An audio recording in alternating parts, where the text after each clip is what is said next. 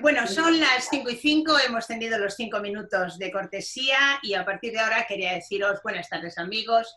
Gracias por estar aquí, o mejor dicho, no aquí, sino allí, en vuestras casas, frente a vuestras pantallas, a través de las cuales, afortunadamente, y gracias a la tecnología existente, nos permite conectarnos a pesar de la distancia. Quiero también dar las gracias a los periodistas y críticos literarios que sé que han confirmado su participación, su asistencia y que nos estarán viendo, confiemos, así como a todos aquellos que ya estáis conectados ahora mismo y que sois bastantes ya. La verdad es que para ser las 5:05 de la tarde ya os habéis conectado muchos, según nos acaba de decir Nico. Como son, pues eso, las 5:05, si os parece, comenzamos porque os invito virtualmente a un cafecito, a un té, incluso si lo preferís, a una copa de sobremesa para que consigamos esa sensación de tertulia que nos gustaría poder lograr en esta tarde. Sé que es difícil porque estamos cada uno en su sitio, pero sería magnífico tener la sensación de las reuniones de aquellos cafés antiguos, como el Centenario Café Gijón, o que fue el lugar de reunión donde los intelectuales, escritores, pintores, artistas de décadas durante el siglo XX, o quizá como el antiguo Café Pombo, que es, como recordaréis por el cuadro de Gutiérrez Solana, se reunía la tertulia de Ramón Gómez de la Serna en un sótano, donde había intelectuales que mantenían reuniones habituales y ¿puedes decir por qué no salgo yo aquí? Donde se enriquecían. Como os digo, esta es una tertulia de café virtual. Y como en todas las tertulias, fundamentalmente vamos a hablar de literatura. Y en este caso hablamos del nacimiento del que, en mi opinión, y permitidme que personalice, es sin duda, pero seguirá siéndolo, un gran escritor. Javier Fuentes, o Javi Fuentes, para quienes como yo, tenemos la suerte de conocerle desde que era un joven estudiante de ciencias empresariales y compañero, por cierto, de mi hijo César de carrera. Este no es su primer libro, pero sí es su primera novela. Se titula El misterio del ángel tocado. Yo lo he leído porque se puede comprar en Amazon y lo tienes en casa en un par de días. Por cierto, os digo, en su edición de tapa blanda, que tengo aquí, está muy bien impreso y es muy cómoda de leer. Y ahora, obligatoriamente, tengo que deciros, la parte técnica es que esta tertulia será grabada por motivos de seguridad y para que pueda ser seguida por todos vosotros sin interrupciones. Los participantes, nuestro técnico los va a silenciar. Os va a silenciar tanto de vídeo como de sonido. Os ruego que los respetéis porque tenemos un administrador muy estricto que, como se salte alguien las normas, le saca del grupo.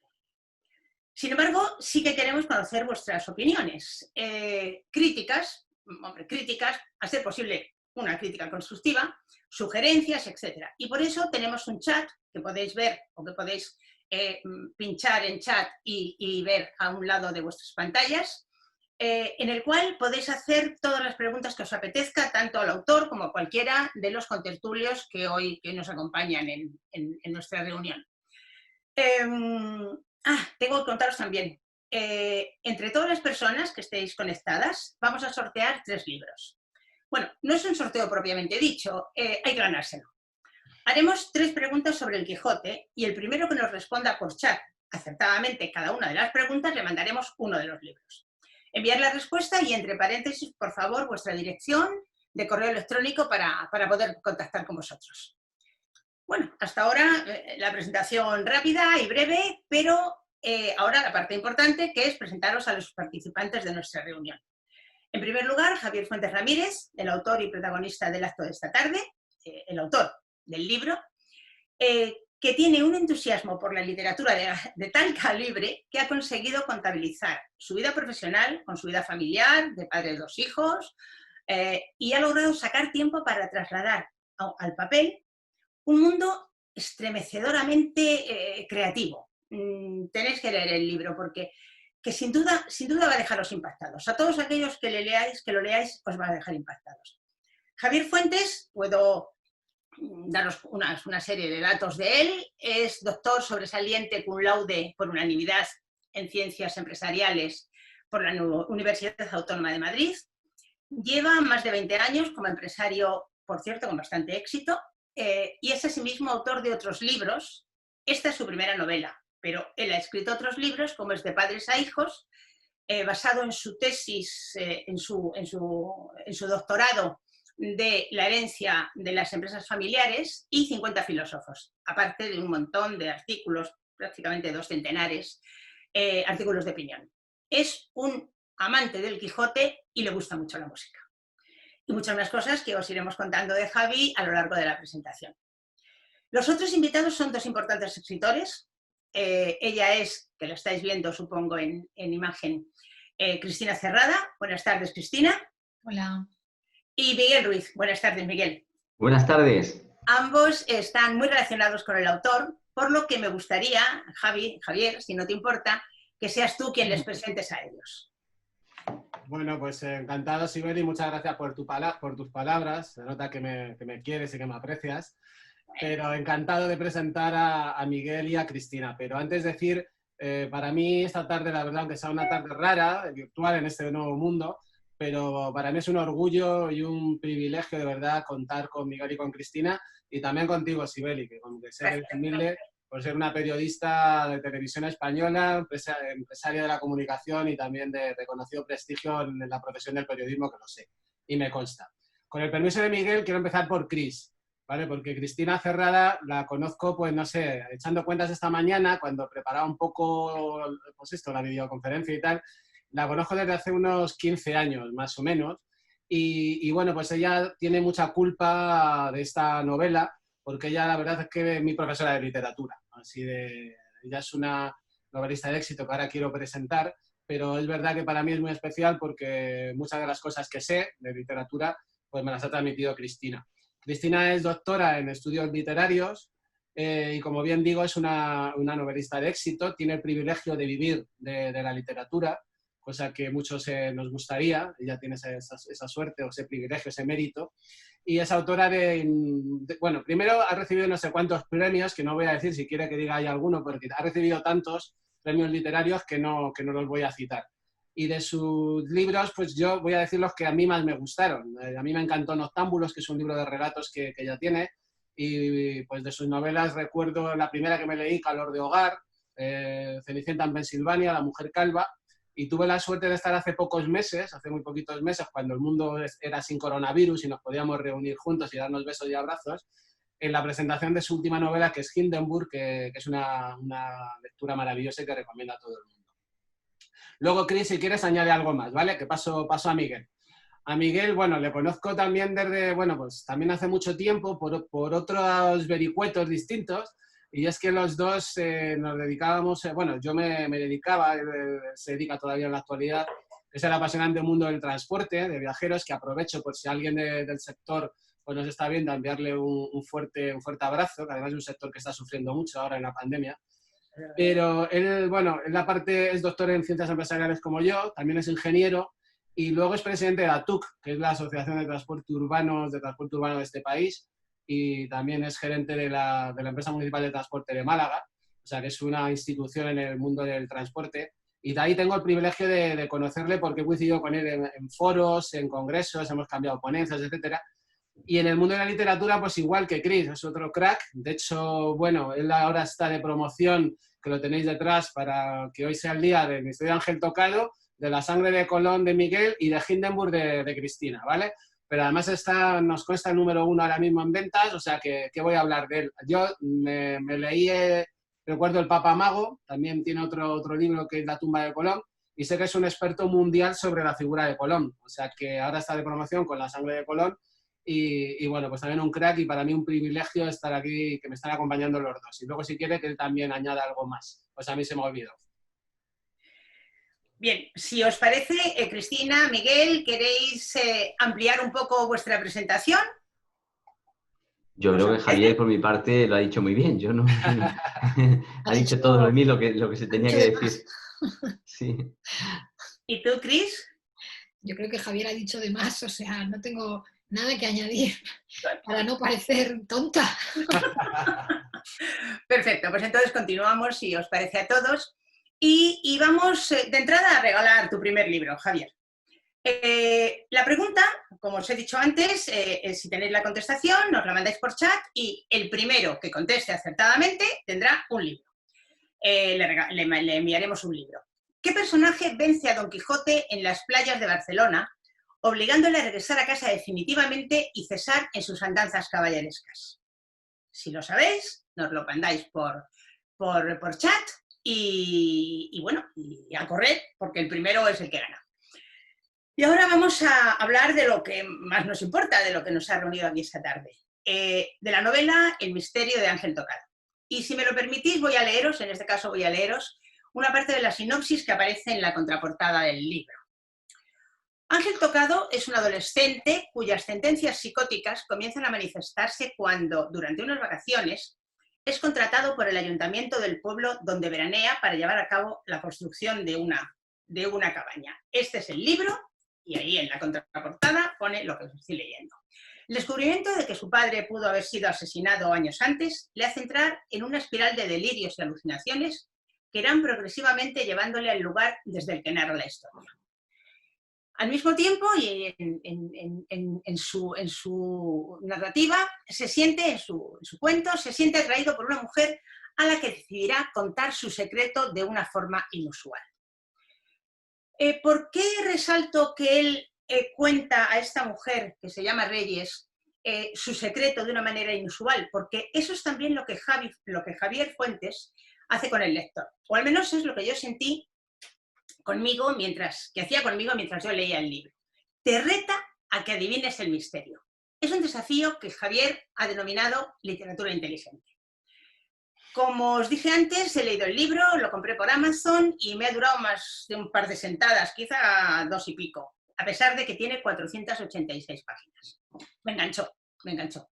Tengo que confesaros que también me sorprendió, porque yo conozco a Javier desde hace mucho tiempo y sabiendo que es fundamentalmente un chico, un hombre, para mí es un chico bueno, noble, muy buena persona, jamás pensé que pudiera escribir algo tan estremecedor. El libro te mantiene en tensión a partir prácticamente de la página 20 o así, porque en las primeras 20 páginas Javier utiliza una narrativa detallada, costumbrista, muy bien escrita, por cierto. Cristina, en la parte que tú hayas tenido que ver, te lo agradezco porque Javier escribe muy bien, está muy bien escrito el libro, pero es un texto sereno, pero de pronto te sumerge en un realismo maquiavélico. Y según van pasando las páginas, tú te vas pegando a las líneas y no te puedes despegar. Es un libro distinto, os lo aseguro. Por mi profesión, yo soy periodista, como Javier os ha dicho, toda mi vida ha dado vueltas alrededor de la escritura y en contadas ocasiones, no digo que nunca, pero en contadas ocasiones, un libro me ha dejado sensaciones tan inquietantes y tan rotundas como he tenido tras la lectura del misterio de Ángel Tocado. Pero bueno, esta es mi opinión, que aquí soy la menos importante. Tampoco tan solo os voy dando paso. Lo más importante es conocer la opinión del propio autor y también la de los otros 2 escritores que nos acompañan esta tarde. Comienzo por ti, Javier. Si tuvieras que hacer una crítica objetiva, lo cual ya sé que es difícil, pero inténtalo, una crítica objetiva de tu libro, ¿cuál sería? Bueno, pues en primer lugar, gracias por la descripción fantástica que has hecho de la novela. Y si te parece lo que voy a hacer, porque ser crítico con uno mismo a veces no siempre es fácil, ¿no? No es fácil, entonces, yo es verdad que intenté seguir los pasos de los consejos de Chris y de los escritores con los que he hablado, y después de terminar la novela y de releerla muchas veces, pasé por 3 pasos, ¿no? 2 que son obligatorios, pues que es la revisión ortotipográfica del libro y también una corrección de estilo, que tuve la suerte además que me la hiciera Cristina. Pero pasé por una tercera fase, no todo el mundo lo hace, pero yo en este caso sí que lo quise hacer, que es el de pasárselo a 5 lectores 0, ¿vale? Entonces, te voy a decir un poco lo que ellos dijeron, porque sí que prefiero que sean ellos los que transmitieron esa opinión, porque la verdad es que sí que las comparto, ¿no? Y yo creo que destacaron 3 cosas de mi novela. La primera, sí que, y me gustó escucharlo, era que es una novela crítica con la sociedad contemporánea, a través de una trama un poco inusual, porque también el personaje es un poco rarito, y bueno, pues en una construcción de una cabaña, pero sí que es una novela que podríamos decir que tiene crítica, ¿no?, de la sociedad contemporánea. En segundo lugar, también es verdad que te señalaban que tiene un poco de todo. Me decían, Javier, es que es una novela que no la podemos calificar, ¿no? Tiene realismo, tiene costumbrismo, tiene surrealismo, tiene tantas hipérboles que a veces es muy exagerada. Bueno, y yo creo que sí que refleja un poco mi manera de escribir, porque cuando escribo intento no escribir con arquetipos o con paradigmas establecidos, ¿no? Intento fluir, me lleve donde me lleve, ¿no? Y creo que es verdad que la novela tiene un poco de todo. Y por último, que tú lo has destacado, y eso sí que es verdad que yo es lo que he querido un poco aportar, porque hay tantos buenos escritores que intento serlo, pero aparte he querido ponerla un plus más, ¿no? Que es lo que yo, o lo que Reyes, el personaje, digamos que en el reto que se monta el protagonista con Reyes, ella se lo dice, ¿no? Quería literatura inteligente, pues toma literatura inteligente, ¿no? Y es que el lector de esta novela puede hacer de dos maneras. De la manera habitual, sentarse en su sillón preferido, en su hamaca en la playa, o en su toalla en la piscina y disfrutarla, pues imaginar el misterio y deducirlo. O yo lo que le invito es a que pegue un pasito más. Es lo que yo llamo dar un paso más en la lectura, y si está muy atento a ese juego ingenioso, ese flirteo que tiene Reyes con el protagonista, con Ángel, pues que pueda descubrir por sí mismo, unir la literatura con la realidad, es lo que he intentado, pues que pueda descubrir por sí mismo el misterio de Ángel Tocado. Serían las tres cosas que puedo destacar, pero a mí me gustaría que empezara Cristina y fuera Miguel quien pueda decir más de la novela. Cristina sobre todo la conoce muy bien, Miguel también, pero Cristina sobre todo, así que quiéreme, Cristina, pero libertad total. Adelante, Cris. Bueno, buenas tardes y gracias por haberme invitado y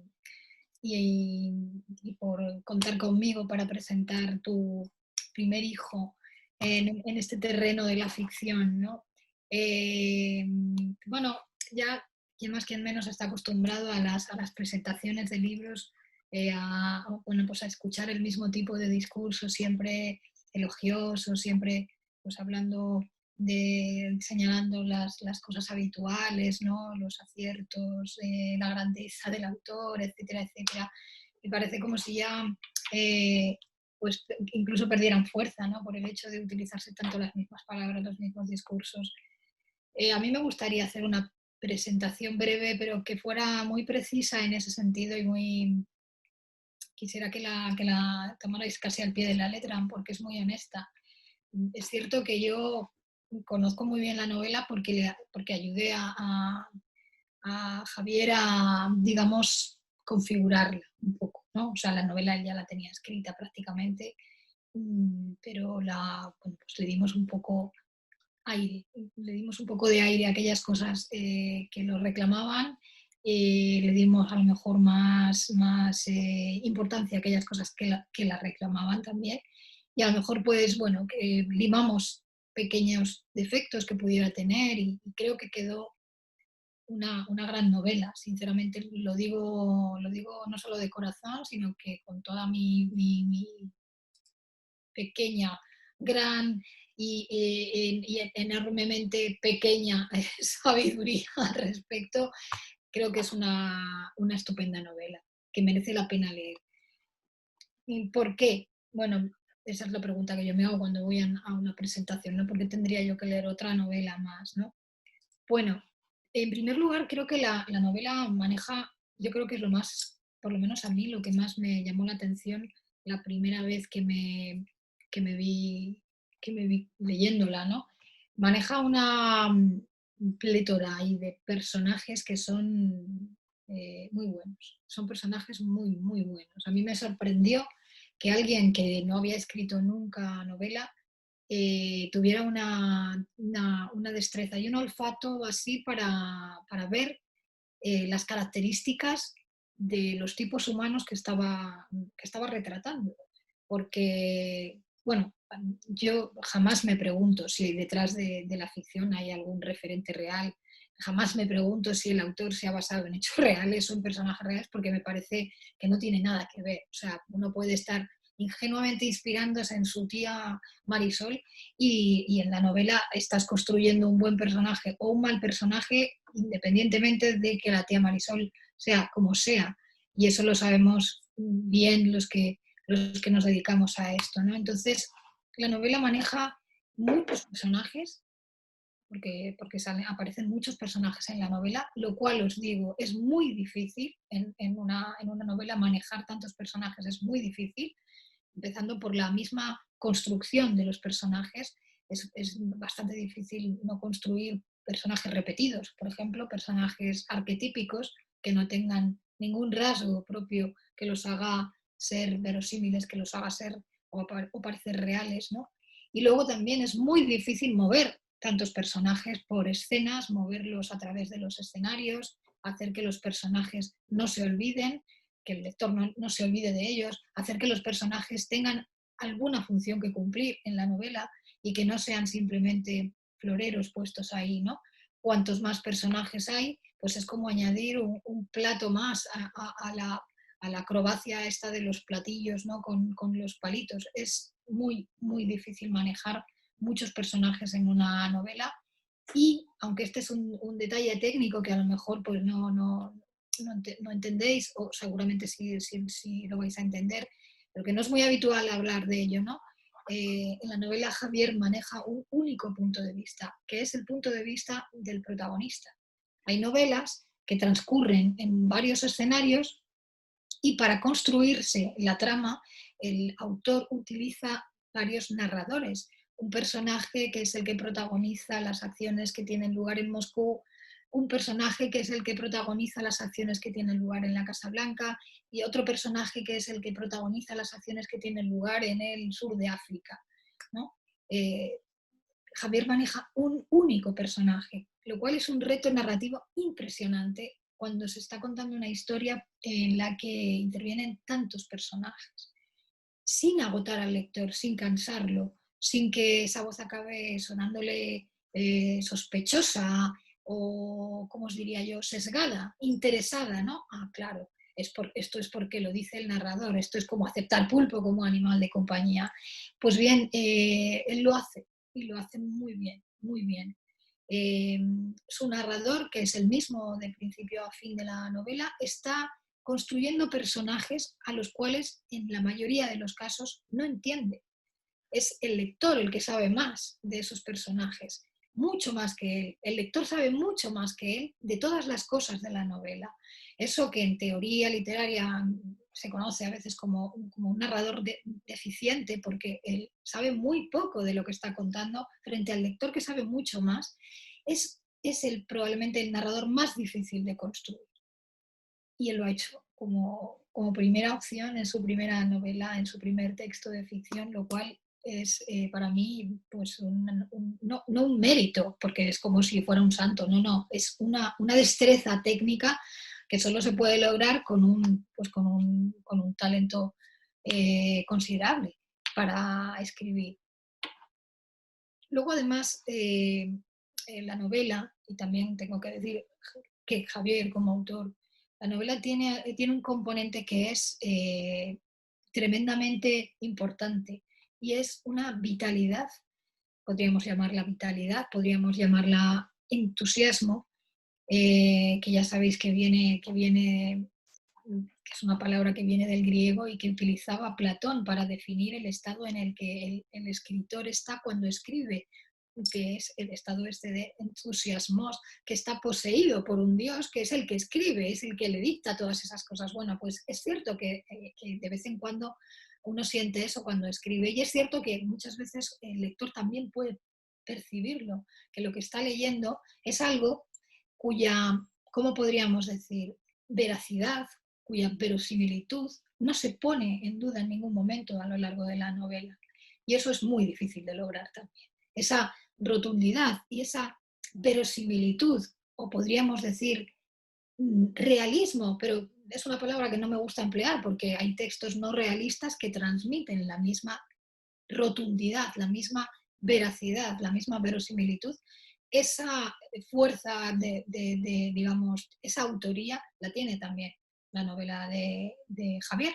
Y os digo nuevamente, no es una cosa meritoria como que viene, no sé, de una especie de santidad, no. es talento y es algo que se hace a fuerza de, pues, ser muy crítico, ser muy trabajador y ser muy constante en el trabajo de la escritura, lo cual es, Javier, hasta un grado sumo.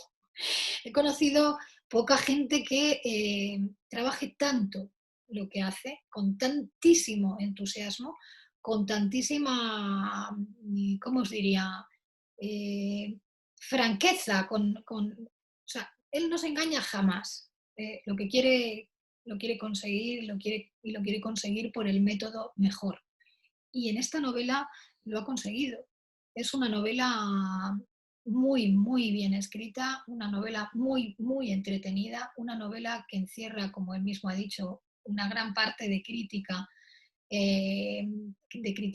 hacia la realidad que nos rodea en este momento y que por lo tanto también encierra una parte grande de crítica hacia, digamos, ese sustrato humano que hay en todos los libros a lo largo del tiempo y que trasciende el momento en el que son escritos. En el libro se habla de la envidia, se habla de la maldad, se habla de la lujuria, se habla del amor, se habla de la locura, y quizá este es otro de los grandes atractivos de la novela, ¿no?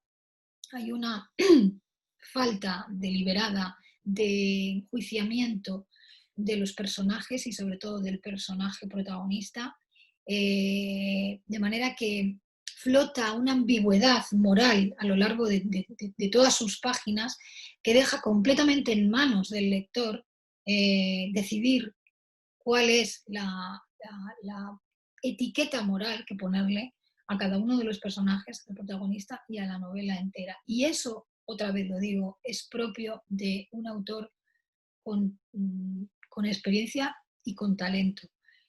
Es su primera novela y yo tengo que decir, insisto mucho, me parece que de una manera con un alto grado de ingenuidad, que creo que es una de las mayores virtudes que puede tener un escritor, ¿no?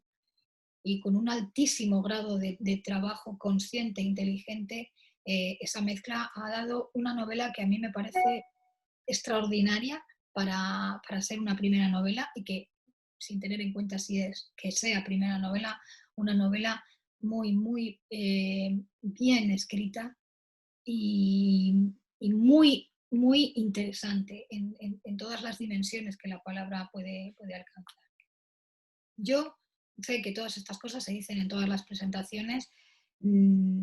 Creedme, la conozco, me dedico a hablar de textos literarios. Yo creo que deberíais leerla porque no os va a dejar igual, no os va a dejar igual que estabais cuando empezasteis a leerla. Muy, muy recomendable y felicito de verdad a Javier por el trabajo que ha hecho con esta novela. Gracias, Cris. Gracias. Miguel. Sí, bueno, pues la verdad, yo creo que antes de todo felicitar a Javier, porque siempre publicar un libro, escribir un libro es en este país que se dice que nuestra cultura pues a veces se pone en entredicho y tal, pues de alguna manera que una persona como Javier, que tiene tanta formación, tanta cultura empresarial, decida escribir un libro es algo que es una gran noticia para todos, ¿no? Y también para lo que son los profesionales que han hecho su carrera empresarial, su carrera, él es doctor, él ha estudiado una carrera importante, ha tenido un desempeño importante en empresas, en este caso del sector del transporte, y que se decida a escribir una obra literaria da idea de la cultura que tiene nuestro país. Y yo quiero agradecer a Javier que se haya lanzado a esta aventura. Javier es una persona, yo lo conozco hace mucho tiempo, es una persona con una reputación enorme en el mundo empresarial, es un hombre de éxito, es un hombre de éxito en el mundo de la gestión de empresas, para lo que él se ha preparado, para lo que él ha estudiado, doy fe de ello, tiene una reputación alta y además entre sus compañeros del sector un prestigio enorme.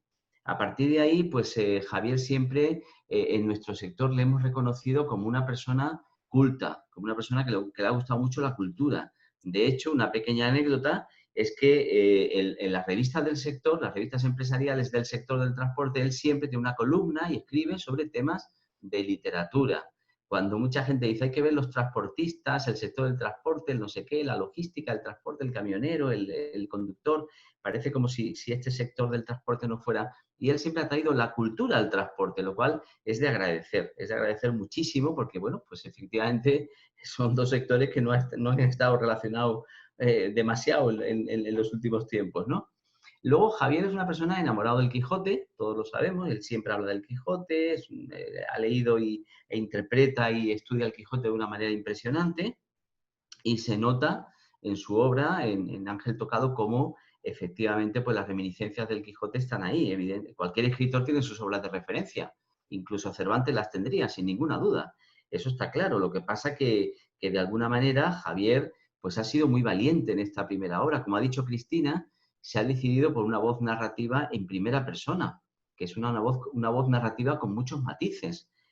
Muchas veces utilizar un narrador omnisciente pues te permite al escritor novel, al escritor que no tiene unas ciertas habilidades, te puedes escudar en frases hechas, en otro tipo de estructuras narrativas y de frases compactadas, pero cuando hablas en primera persona en una novela, pues es que estás desnudando al personaje desde el primer momento. Y no es fácil a veces, ¿eh? No es fácil escribir con un narrador en primera persona, y Javier ha tenido la valentía de hacerlo. Javier, de alguna manera, lleva mucho tiempo ilusionado con el mundo de la literatura, con publicar un libro. Yo me alegro muchísimo que lo haya publicado, me alegro muchísimo que el libro funcione, que el libro sea bueno, me alegro mucho que tenga esta habilidad para narrar y ojalá que siga, sin ninguna duda, ojalá que siga produciendo obras literarias. El mundo de la narrativa es muy complicado, evidentemente, es un mundo donde, por ejemplo, cuando Cervantes publicó El Quijote, apenas se editaban unas decenas de novelas a escala nacional en ese siglo. En este momento, en el siglo XXI, se están editando aproximadamente unas 80.000 obras literarias al año. Entonces, claro, entrar dentro de ese torrente que hay de obras publicadas en nuestro país es extraordinariamente complicado. Hay que ser muy valiente para publicar hoy día un libro. Y Javier lo ha sido, ha tenido esa valentía. Desde luego, con esta obra, con Ángel Tocado, yo creo que tiene muchos elementos como para defenderse bien en ese torrente de obras publicadas. A mí el libro me ha gustado, me parece muy valiente, esa voz narrativa con este personaje tan especial, digamos, tan distinto a otros muchos que conocemos. De hecho, la misma estructura del libro, el índice, cuando el proyecto, capítulo 1, el proyecto, capítulo 2, la noticia, las opiniones, el comienzo, la celebración, el descubrimiento, el derrumbe, el cambio, dan idea de la mente de Javier, de cómo tiene su mente estructurada de alguna manera en el mundo de la empresa, ¿no? Va dando él, obviamente es un licenciado en Ciencias Económicas Empresariales, es una persona de tal, y estructura la novela de una manera que va dando esas etapas de lo que va aconteciendo, ¿no? Desde luego se sigue con facilidad y bien. El personaje es un personaje complejo, es un personaje psicótico, que uno no sabe exactamente qué es lo bueno de este tipo de obras, ¿no? No saber exactamente qué va a pasar, porque uno puede pensar que va por aquí, pero luego va por allá. La novela tiene que sorprender. Cualquier novela que no sorprenda, yo creo, pero vamos, a pie juntillas que tiene los días contados. Una novela que no atrape al lector y que no sea capaz de desconcertarlo y de llevarlo por un camino que él cree que es por aquí, pero luego es por allá, pues no funciona. Y esta funciona. Funciona porque realmente es distinta. Tiene mucho de crítica social, evidentemente. Es una novela donde él ha querido hacer esta crítica a la sociedad contemporánea. Ha querido también poner a prueba al lector, sí, porque de alguna manera no sabemos qué está pasando. Uno puede pensar esto, pero luego es lo otro. Y eso, de alguna manera, en un thriller original, adquiere un valor fundamental. Porque, insisto, si no desconciertas al lector, si no le llevas por un derrotero que no sea el que él piensa, o sea, no hay nada peor para un lector de novela que decir, he estado 400 páginas leyendo una cosa y al final es lo que yo pensaba. Entonces, al final, esa obra, pues como que no. Al lector lo tienes que desconcertar por principios. Tienes que darle algo que él crea que va por aquí, pero luego va por allá. Y Javier, doy fe que lo consigue. Entonces, yo quiero felicitar a Javier, porque esto no es fácil, insisto, doy fe de ello. Es muy complicado. El mundo editorial está más complicado que nunca. Vivimos en una sociedad en la cual tenemos más posibilidades de ocio de las que había, por ejemplo, en el siglo cuando se publicó el Quijote, que es un pedazo de novela, es una obra universal increíble, pero en aquel siglo, evidentemente, no había las tablets que había hoy, las redes sociales, las series.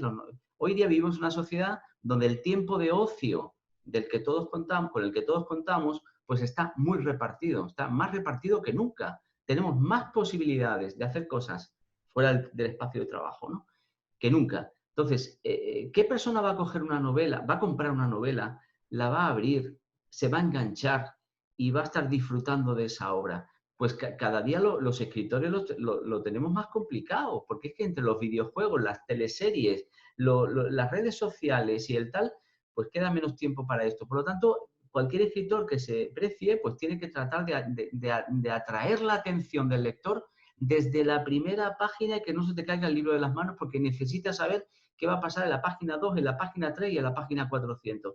Cada día más. Y de hecho, las novelas cada día más se parecen a las series de televisión o a las películas. ¿Por qué? Porque de alguna manera la sociedad en la que vivimos, una sociedad muy rápida, una sociedad que desecha todo lo que es complejo, cada día más, desgraciadamente, ¿no?, pero cada día más, pues necesita de productos de ocio que te enganchen, que te hagan invadir y que conformen parte de la cultura del ocio, de la cultura que todos tenemos, de llegar a casa e intentar evadirnos con lo que tenemos a mano, ¿no? Y yo creo que esto Javier de verdad que lo ha conseguido bien. Es una novela que entusiasma, que mima al lector, que lo confunde, que engaña y la atrapa hasta el final. No se le puede pedir más. Yo lo que puedo decir, Javier, es te animo a que sigas escribiendo, a que hagas una segunda novela, no dejes de hacerlo, por favor, y ojalá que de alguna manera el misterio de Ángel Tocado funcione bien dentro de este mundo, de este torrente que yo le he llamado de publicación de novelas, y podamos decir pronto que sea una de las novelas más vendidas. Yo te deseo lo mejor y te animo a seguir escribiendo. Enhorabuena. Muchas gracias, Miguel. Bueno, la verdad es que hemos tenido dos análisis de tu obra, Javier, absolutamente claros, importantes y muy positivos. Quiero deciros que estoy contenta porque desde que hicimos la primera pregunta, por la que vamos a regalar un ejemplar del Misterio de Ángel Tocado, enseguida nos han empezado a contestar acertadamente muchas personas y el primero se llevará. Entonces vamos a dar la otra opción con la segunda pregunta. La segunda pregunta es, ¿cómo se llamaba la poción mágica con la que se curaban todas las heridas según Don Quijote? Ahí la tenéis. Y ahora seguimos con el libro. Hemos hablado del libro. Javier ha hablado un poco y tanto Cristina como Miguel han hablado mucho y muy bien de él. Pero han hablado del libro. Ahora, si os parece, nos metemos en el estilo del escritor. En el estilo literario de Javier Fuentes. En mi opinión, en mi humilde opinión, escribiendo él utiliza una narrativa ácida y cruda, y critica los grandes defectos de la sociedad contemporánea, pero con mucha dureza. Tanto es así que yo creo que es una manera de escribir que puede marcar, no quiero ser exagerada, aunque me voy a permitir serlo, un antes y un después. Pero vuelvo a decir que nadie mejor que él mismo y luego nuestros escritores invitados a la tertulia para hablar de ello. Javier, mi pregunta, yo soy periodista y lo que hago es preguntar. ¿Cómo definirías tu manera de escribir? ¿Crees que has conseguido, o por lo menos lo has intentado, tener un estilo propio o de alguna manera te has sentido influenciado o influido por algunos otros autores? Bueno, hombre, yo creo, me parece que ha sido Miguel quien lo ha dicho, ¿no? Todo el mundo al final tiene sus influencias, ¿no? Y de una u otra manera, pues probablemente las ponemos en la novela cuando escribimos, ¿no? Pero quizás te voy a responder igual que hice antes, con lo que destacaron un poco los lectores cero y también un poco lo que a mí me ha ido diciendo pues gente que ya la ha empezado a leer o que ya se la ha leído. Y son cosas que han destacado de mi estilo que te voy a decir con las que más estoy de acuerdo o al menos las que intento, ¿no? Sí que creo, ellos han destacado por mí el gusto por la ironía. Yo creo que es verdad que cuando escribo soy bastante irónico, porque me encanta ese recurso estilístico, el recurso de la ironía, y tanto que a veces pues lo llevo ya al sarcasmo, ¿no? A esa ironía cruel. Yo creo que hay muchos momentos sarcásticos en la novela, en las que intento ridiculizar situaciones, ridiculizar algunos personajes, algunos de una manera brutal, lo sé, tanto que a veces, me parece que era Chris quien lo decía, hay gente que me ha dicho, joder, tu personaje es... la verdad que me ha pasado las dos cosas, ¿no? De gente que acaba empatizando con el personaje y gente que le parece vomitivo, ¿no? El personaje. Entonces, eso me gusta, pero sí que creo que la ironía o el sarcasmo son dos figuras que intento utilizar y creo que sí que es verdad que salen en la novela. También dijeron, y eso me encantó escucharlo, de una de las lectores cero, que aprovecho, por cierto, a los 5 lectores ceros estáis ahí, daros las gracias. Una de ellas me dijo que veía muchas escenas esperpénticas. Eso me encantó, porque es verdad que es uno de mis libros de cabecera, Luces de Bohemia, a mí me impactó cuando lo leí en el cole y me encanta Valle Inclán. Y también intento muchas veces eso, deformar la realidad y que haya situaciones esperpénticas. Hay algunas, sobre todo cuando, bueno, unos personajes, los natura, aparecen en escena, creo que hay mucho esperpento ahí, ¿no? Y eso sí que creo que también forma parte de mi estilo. Coincido lo de la crítica que dices tú. Y luego hay una cosa que va a ser Chris quien la explique, porque lo hemos puesto en la novela, pero fue ella quien me lo dijo tomando un café en un Vips, y me dijo que mi novela o mi forma de escribir la recordaba un poco al realismo sucio de Raymond Carver. Yo tengo que reconocer que no soy un experto para nada en Carver, porque yo no le leí nada hasta que ella me lo dijo. No, en la literatura norteamericana reconozco que no la he leído mucho, pero ella me lo dijo. Luego leí en internet sobre ella, que a ella sí la han comparado con Carver. Así que, Chris, explica tú por qué hay algo de realismo sucio de Carver, que eres tú quien lo va a explicar muchísimo mejor que yo. Pero, Sibeli, si te vale, yo creo que sí que mi gusto por la ironía y el sarcasmo cuando escribo, creo que está en la novela y sí que me gusta escribir así. Si lo consigo, que sea el lector que lo diga. Y ahora que lo explique Chris, por favor. Adelante, Cristina. Bueno, yo creo que una característica, la primera que podría detectar cualquier lector como mínimo de experiencia en lectura de novelas, es que la novela de Javier es una novela realista, pongámoslo entre comillas, ¿no? Como gran marco genérico es una novela realista, puesto que no es una novela fantástica, no es una novela de ciencia ficción, no es una novela en donde las leyes de la naturaleza se violen por alguna razón, ¿no? Entonces, el marco del realismo es muy pródigo en literatura, muy antiguo, y ha dado pues muchos subgéneros dentro del realismo y dentro de la novela, de la propia novela, ¿no? El realismo sucio, por ejemplo, podríamos decir que es un subgénero del realismo que aparece en Estados Unidos más o menos en los años 80, cultivado por una serie de escritores y cuyas características podrían ser, como ya se adelanta un poco en el nombre, ¿no? Pues una escritura que recoge aspectos de la realidad no demasiado bonitos, no demasiado idealizados y de una manera, además, muy desemotivizada, podríamos decir, que tiene mucho que ver con ese conductismo de la psicología de los años 60, ¿no? En donde los textos describen de una manera casi etológica, ¿no? Los acontecimientos o los sucesos sin que intervenga para nada el juicio del autor o del investigador, en el caso de la literatura, sin que intervenga para nada ninguna clase de juicio por parte del autor.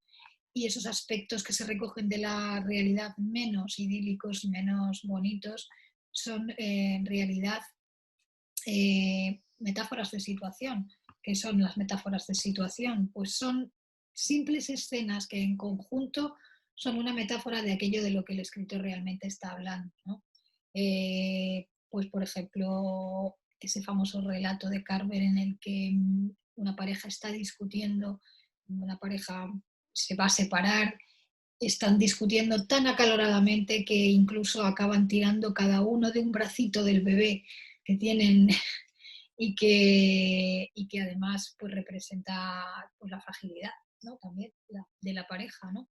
Y que miran por la ventana y ven el camino de entrada a la casa pues cubierto de una nieve sucia que está empezando a deshacerse, que está llena de suciedad, de barro, ¿no? Toda esa escena, la escena en sí, los gritos, la nieve sucia, el bebé que de pronto se convierte ahí en una especie de trofeo o de ¿cómo llamarlo? ¿No? De botín de guerra, ¿no? Del que tira cada uno con todas sus fuerzas, ¿no? Todo eso está hablando de algo más, que en el cuento de Carver pues no queda silenciado, pero que es totalmente resaltado por esa pequeña anécdota que se cuenta, ¿no? En realidad casi toda la literatura narrativa es siempre una metáfora de situación en sí misma. Cuando nosotros leemos El Quijote, estamos leyendo una metáfora de situación de lo que realmente Cervantes quiere hablar. Y digamos que esta es precisamente la clave de la grandeza de los textos, ¿no? De todos los textos grandes. La clave está en esa metáfora de situación tan estratégicamente escogida y mágicamente escogida, como por ejemplo la que escoge pues Kafka en La Metamorfosis. ¿Para hablar de qué? Porque no está hablando de cucarachas ni de señores que se despiertan transformados, no, está hablando de algo que no menciona, pero que construye, no menciona. Y bueno, pues la novela quizá ha descuidado un poco este aspecto que el cuento ha mimado mucho, porque el cuento mima mucho este aspecto de la metáfora de situación, de lo que el cuento habla no es nunca lo que realmente está queriendo señalar y significar. Siempre hay una historia A, una historia B. La novela lo ha descuidado en muchas ocasiones, porque la novela muchas veces es extremadamente extensiva, descriptiva, cientos y cientos de páginas para contar anécdotas que quieren decir exactamente lo que dicen y nada más. Pero también dentro de la novela se cultiva una novela más metafórica, más simbólica, más alegórica, una novela más literaria, diría yo, ¿no? Y no está reñido en absoluto con que sea una novela entretenida, una novela con una clara vocación comercial, una vocación de interesar al lector y de engancharlo, ¿no? Y yo creo que el estilo de Javier, sin saberlo, a lo mejor, por eso decía antes que una de las cualidades que a mí me gusta de Javier y espero que conserve, aunque escriba durante 100 años, es esa pequeña dosis de ingenuidad que creo que todos los escritores buenos tienen. Me gustaría decir tenemos, ¿no? Porque él hace estas cosas probablemente sin darse cuenta de que las hace, ¿no? Hay un rasgo enormemente cervantino en lo que hace Javier, y eso cualquiera lo puede ver nada más empezar a leer. ¿Dónde se ve, por ejemplo? Él practica una ironía, como ha dicho, una ironía fina, sutil, que puede llegar incluso a rozar la sátira, que está totalmente en la tradición española de Cervantes, que luego pasa por Quevedo, que arranca con Ovidio, porque Cervantes es el Ovidio español, y que tiene mucho que ver, sin embargo, con una amabilidad y con una bonomía, con una visión de la vida como algo bueno, como un regalo, ¿no? No tiene nada que ver con el existencialismo de otras obras. Por eso decía yo antes que la novela de Javier y él mismo está llena de vitalismo, de vitalidad, ¿no?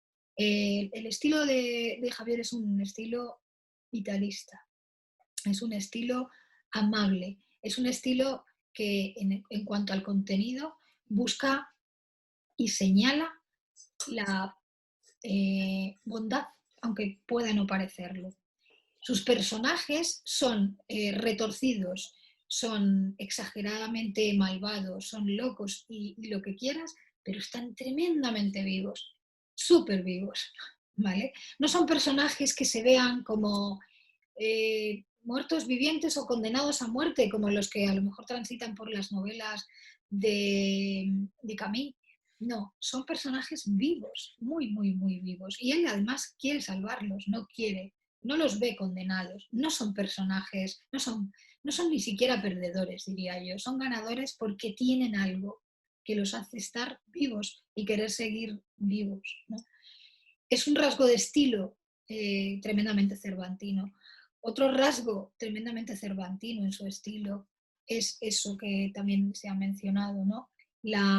Ay, madre mía, se me acaba de ir de la cabeza lo que iba a decir. Sí, Hablando claro. de los rasgos. Sí.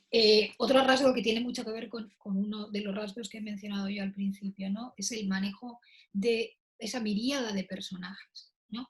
No nos olvidemos que Cervantes tuvo un maestro que fue Ovidio, y Ovidio escribió las Metamorfosis, donde aparecen cientos y cientos de personajes distintos, cada uno con unas cualidades muy diferentes y con unas funciones muy diferentes. Y Cervantes hace lo mismo. Y Javier también. Y toda esta, digamos, esta estilística que suena tan española y que para muchos españoles esto es desconocido, se repite o se reproduce en la narrativa estadounidense del siglo XX. No sé, no tengo ni idea si los estadounidenses leyeron a Cervantes o lo leyeron con mucho conocimiento de causa o no, pero está ahí. Y bueno, Javier dice, yo no había leído a Carver. Pues mira, no te hace falta, no te hizo falta, ¿no? Otro rasgo cervantino del que has hablado, el esperpento, la hiperbolización, podríamos decir, ¿no? De determinados aspectos en la novela, como son algunos rasgos de los personajes, como son algunos escenarios o algunas situaciones, ¿no? El esperpento, que es algo muy cervantino y que es algo de la tradición española, tiene una tradición en la literatura norteamericana también muy grande, la literatura sureña del siglo XX, y que aparece también en Carver, claro. Y que bueno, para ti es algo anecdótico. Es cierto que cuando se te lee está ahí y viene, creo yo, viene de Cervantes. O sea, el estilo de Javier es un estilo culto. Se nota que es una persona que ha leído buena literatura, no, en fin, los norteamericanos, los practicantes del realismo sucio, no leyeron buena literatura, leyeron pulp, que ha dado unos frutos magníficos. Pero se ve que los referentes de Javier son libros y autores clásicos y contrastados, sin ninguna duda, de los que hay que aprender. Y eso se nota en su estilo. Yo lo recomendaría incluso como lectura contra el confinamiento, porque es una lectura que da ganas de, sí, da ganas de vivir, de salir, de hacer, de moverse y de relacionarse. Es un estilo, ya digo, o sea, para mí hay dos rasgos estilísticos en los que siempre se puede situar a un autor: el existencialismo y el vitalismo. Y Javier está claramente en ese vitalismo que hace que sus personajes se salgan de la novela y te parezcan colegas. No sé si he respondido un poco. Gracias. Gracias, Cris. Miguel, en tercer lugar, dinos. Bueno, a mí me parece lo que ha dicho Cristina muy inteligente y muy oportuno. El mundo de la novela es un mundo complejo, un mundo complicado. Yo creo que evoluciona, que ha evolucionado mucho. Las fuentes de las que ha mamado Javier, sobre todo el Quijote, también eran muy críticos en su momento, como ha sido Javier. La novela, El misterio de Ángel Tocado, es una novela crítica con la sociedad actual, y el Quijote lo era en su día con las novelas de caballerías, ¿no? De alguna manera, hoy día una novela que no contenga una cierta crítica a la sociedad mal lo tiene, ¿no? Lo que pasa es que de alguna manera, pues hoy día ha cambiado mucho, como comentaba yo antes. Yo soy un convencido de que en esta dificultad de publicar y de hacerte un sitio, un hueco en el mundo de la literatura y en el mundo de los libros, pues tienes que tener pues la capacidad de sorprender y la capacidad de hacer algo distinto, porque se publica demasiado, se publica mucho. Entonces, a partir de ahí, los patrones de conducta que existían, o los patrones de escritura o de literatura que existían hace unos años, han cambiado vertiginosamente en los últimos tiempos, al hilo de la sociedad en la que vivimos y al hilo de la gran cantidad de información y de posibilidades de ocio que tienen hoy día las economías occidentales, ¿no? Entonces, hombre, yo por ejemplo decía a Cristina, por crear un poquito de controversia, a mí me encantan los autores norteamericanos de ahora, ¿eh? Yo soy un entusiasta de Paul Auster, de Philip Roth, de Jonathan Franzen. Creo que están haciendo cosas espectaculares, recreando situaciones que no son fáciles, es verdad que la literatura de la primera parte del siglo XX, Conrad, Faulkner, algún que otro, pues, pero no dio mucho más. Y sin embargo, la literatura de finales del 20 y ahora del 21, yo estoy entusiasmado con muchos autores norteamericanos. Me declaro entusiasta de Paul Auster hasta la médula, ¿no? O de Jonathan Franzen, me parece un tío creativo como pocas cosas he leído yo en mi vida. Esto por polemizar a Cristina, por hacer un poco de... En cualquier caso, es lo bonito de la literatura, ¿no? Es lo bonito de esto es que a cada uno le guste una cosa u otra, ¿no? De una forma universal, creo que el mundo del libro está muy mercantilizado. Es un mundo donde las editoriales tienen su problemática, como la tenemos todos, una empresa que necesita producir, vender.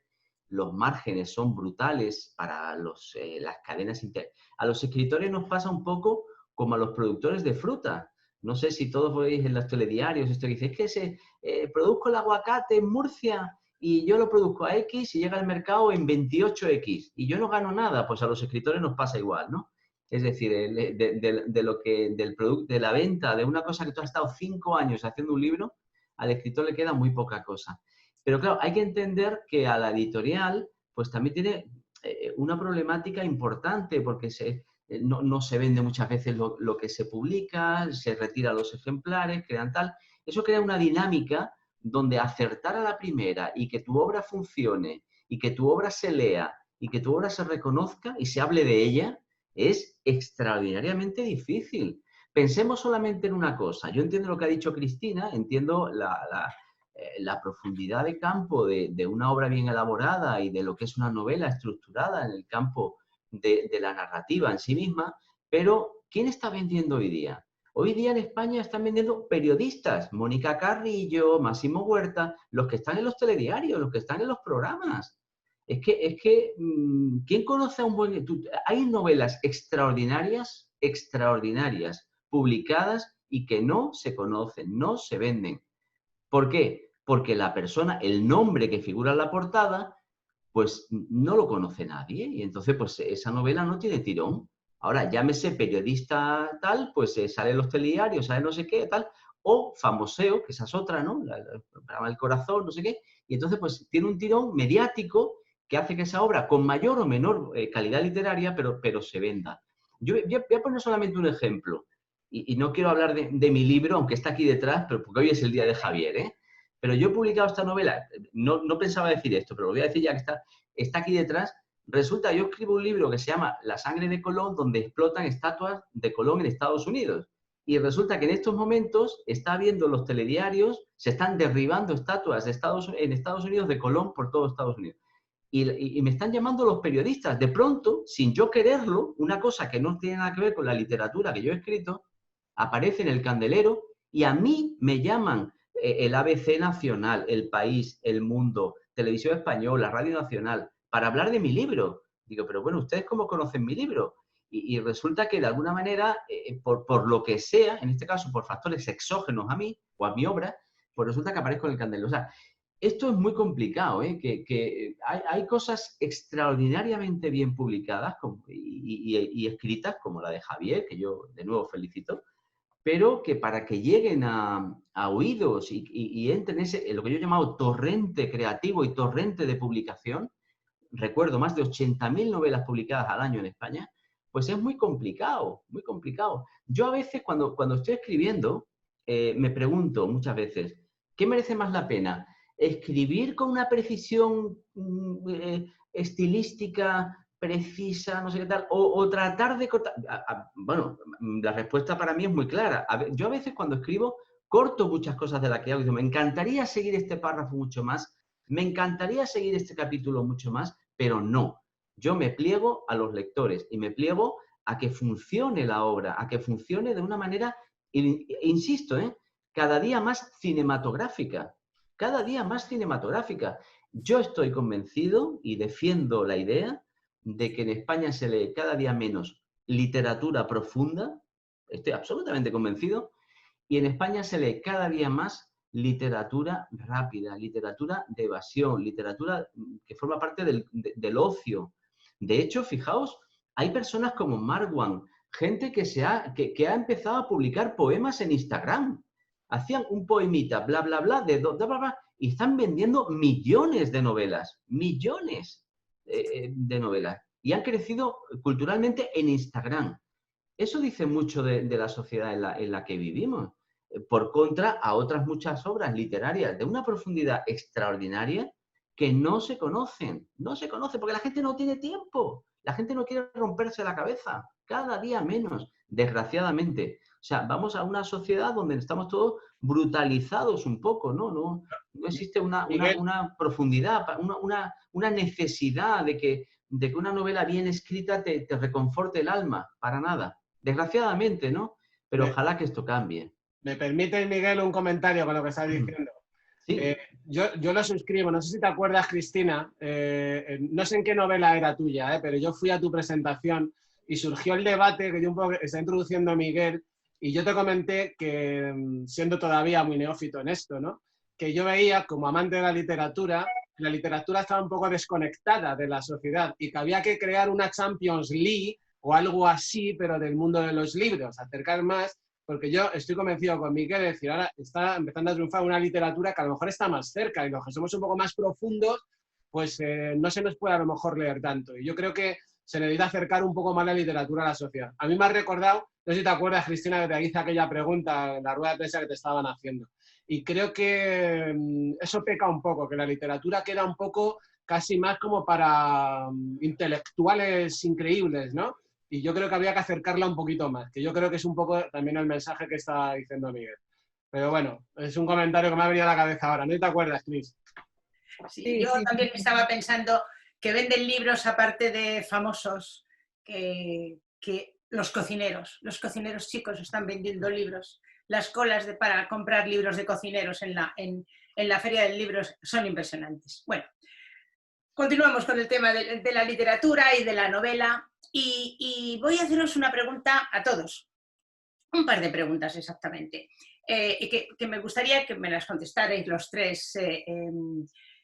El escritor, o sea, es la típica pregunta que todo el mundo le hace a un escritor. Pero bueno, pues permitidme que sea reiterativa y no muy original y os la haga también. ¿El autor nace o se hace? Y además, en vuestros casos concretos, ¿en qué momento, alguno ya lo ha dicho, os disteis cuenta de que queríais escribir? ¿En qué momento sentisteis que teníais la necesidad de contar historias? Bueno, un poco, contadnos cómo empezasteis a escribir y por qué. Bueno, Javier, tú el primero, que eres el protagonista, porque eres el autor de la novela. Voy a intentar hacerlo breve, porque veo que hay un montón ahí de cuestiones que me gustaría responder, que hay algunas que me están haciendo mucha gracia además.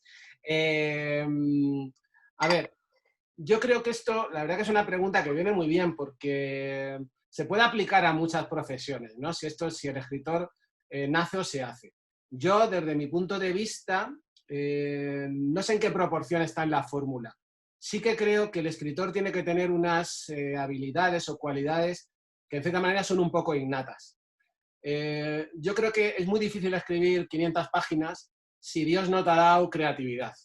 Yo, que uno de los trabajos en los que estoy, en la empresa en la que trabajo, nos dedicamos al mundo de la consultoría y nos dedicamos a ayudar a profesionales a darles algunas habilidades, trabajamos en darle la habilidad de la creatividad o de la innovación, ¿no? Pero no es una habilidad muy fácil de transformar. Entonces, yo creo que en eso sí que, en ese aspecto diría que el escritor nace, porque si Dios no es mejor ni peor, ojo, yo siempre digo, yo por ejemplo en la faceta de las manualidades soy nefasto. O sea, yo para poner un cuadro a mi mujer es que tengo que llamar a un amigo para que me lo ponga, porque es que soy nefasto con las manualidades. Sin embargo, sí creo que el escritor, si no está acompañado por la creatividad, pues es complicado. En ese aspecto diría que nace. Ahora, un escritor que no se hace o se cultiva y aprende, lee a los demás, va cogiendo técnica narrativa, va yendo, yo en mi caso, como conocía a Cristina, en un taller de relato y luego de novela, vas aprendiendo técnica. Pues evidentemente. No sé si el componente es 50-50 Sibeli, 60-40 o 40-60, no lo sé. Pero sí que creo que es un mix de los dos, ¿no? Y la otra pregunta era la de... La de en qué momento sientes o habéis sentido los tres que queríais ser escritores. Yo muy rápido, porque me acuerdo muy bien. Os cuento una anécdota, a mí me pasó en el cole. yo en el colegio estábamos, me parece que era segundo de BUP, y teníamos un profesor que nos mandó de literatura y nos pidió que teníamos que escribir un poema. Para el día siguiente teníamos que salir a la pizarra allí, a la tarima, que entonces había tarima, y había que recitar un poema. Entonces, bueno, yo llegué a casa por la tarde, no sé, en segundo de BUP, que se tenía 15 años, creo, ¿no? Algo así. Y recuerdo que me puse a escribir y me salió un poema larguísimo, ¿no? Me resultó muy fácil escribir el poema. Y cuando llegué a clase, todos los compañeros, la mayoría había sido lo peor de su vida, había sido un horror. A nadie le había salido nada, todo el mundo había dicho que era muy difícil. Y yo pensé para mí, Dios mío, ¿y a mí por qué me ha salido tan fácil, no?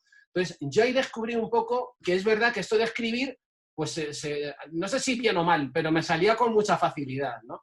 Y a partir de ahí, bueno, pues empecé ya a escribir. Yo lo que pasa es que escribía al principio más libros de negocio, y cuando escribí mi tesis, que fueron 600 páginas, con un libro de 600 páginas, dije, hombre, a mí esto de escribir necesito contar, ¿no? Y lo que pasa es que es verdad, no sé si luego hablaremos, la ficción es un poco distinta de la no ficción, ¿no? Pero yo fue con aquel poema. Yo descubrí que a mí me salía muy fácil escribir. No sé por qué, pero era muy fácil. Y me pasó con aquella anécdota en el colegio. Así muy rápido, ¿eh? En tu caso, el escritor nace. ¿En el vuestro? A ver, no sé, yo, a mí me hubiera gustado empezar a escribir antes. Yo hice mi primera novela, que funcionó muy bien, se vendió más de 200.000 copias, se ha traducido a 20 idiomas, era otra de Colón, La tumba de Colón, y la hice casi ya con 40 años. Me hubiese gustado mucho hacerlo mucho antes, ¿no? Pero quizá no tuve la valentía o tal, ¿no? Que es lo que ha tenido Javier, la gallardía, la valentía de escribir un libro, ¿no? Cuando uno tiene la ilusión de hacerlo. ¿El escritor se hace o nace? Es muy complicado, ¿no? Yo sí sé que hay muchísima gente que está en talleres de escritura, que está ahí tratando de una y otra vez, va a una clase, va a un curso, hace un no sé qué, hace tal, y al final las cosas no le salen. Como todo en la vida, cuando uno tiene la ilusión de publicar, tiene la ilusión de que tu historia se conozca, etcétera, al final ese torrente narrativo te sale y lo haces, ¿no? Lo importante, Sibeli, yo creo que lo importante, más que tal, es tener una buena historia. De nada vale ser un gran escritor. Hay grandes escritores que escriben muy bien, que tienen una prosa fluida, magnífica, que son cultos como nadie, que son personas que... Y resulta que no han contado una buena historia en la vida. Entonces, para mí, sinceramente, lo importante para escribir una novela es tener una buena historia. Algo que sea original, que nadie haya contado, que nadie haya narrado, que sea distinta, que sea fresca, que cambie el mundo, que cree, eso es lo importante. Y a veces esa buena historia, hay gente que escribe bien y no sabe transmitir esa historia que tiene en la cabeza, y otros que sí lo tienen. Cuando tienes las dos cosas, que tienes la prosa fluida, sabes escribir y tienes las habilidades narrativas, y encima tienes la idea, pues resulta que te sale un pedazo de novelón.